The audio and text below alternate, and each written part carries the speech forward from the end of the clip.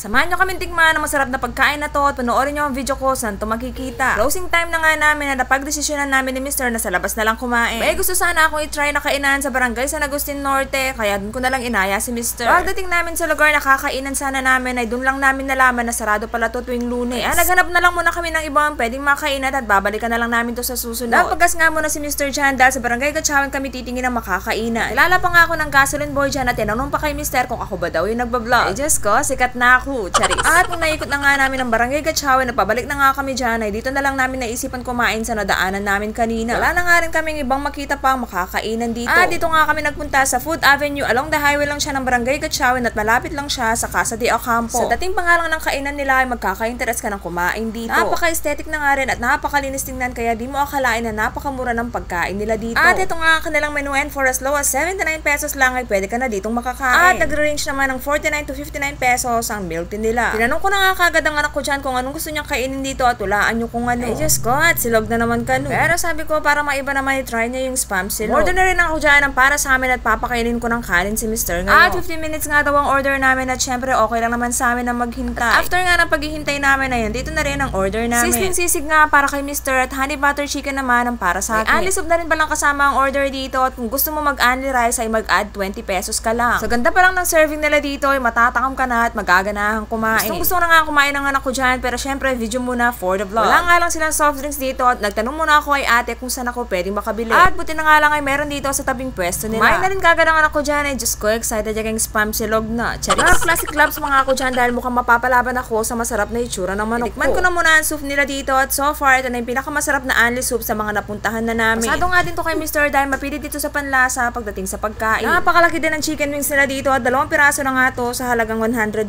pesos lang. Ay Diyos ko, di ko pa nga alam paano to hawakan at kagatin dahil napakainit pa niya at napaso pa nga ako dyan. At for the second try in person at nakagat ko rin. Ulit naman pala yung pagkapaso ko dyan dahil napakasarap at napaka-crunchy ng honey butter chicken nila dito. Ay Diyos ko, napakasarap nito at talagang bet na bet ko siya dahil mahilig ako sa matamis na ulam. Buffalo wings sana ang order ko dito kaso sabi ni ate na maanghang daw ang buffalo wings nila dito at buti na lang ito yung na-order ko at hindi ako nagsisi sa napili ko. 109 lang ang sisling sisig ni Mr. dito at 89 pesos naman para sa spam silog ng anak ko. At habang kumakain nga kami dyan, napagkwentuhan namin ng lasa ng pagkain dahil sobrang na-appreciate namin ng lasa nito. Syempre tinikman ko na rin dyan ang sisig at mukhang enjoy naman ang anak ko sa spam silog niya. Nag-serve na rin kami ng kuya dyan na isang pichel na napakalamig na tubig. Napaka-accommodating din ng mga staff nila dito dahil pagpasok pa lang namin kanina ay nasis na kami kagad. Buti na nga lang meron din sila dito silog meals kundi walang kakain ng anak ko dahil sobrang pili lang talaga yung mga kinakain niya. At nag-enjoy rin naman si Mr. dito sa sisling sisig niya. Ay Diyos ko, ngayon lang yan. Pakapangan mo ng nasi. Nagpa-refill pa nga siya ng soup niya dahil sarap na sarap siya sa lasa neto. Beef flavor nga ang soup nila dito at saktong-sakto lang to sa asin. At nung tapos na nga kami dyan ay syempre nilipit ko na muna ang pinagkainan namin. Nagbayad na nga si Mr. Jan at ang sabi ko na nga sa kanya ay siguradong babalik kami dito. Kaya hanggang dito na lang muna. See you on my next vlog. Bye!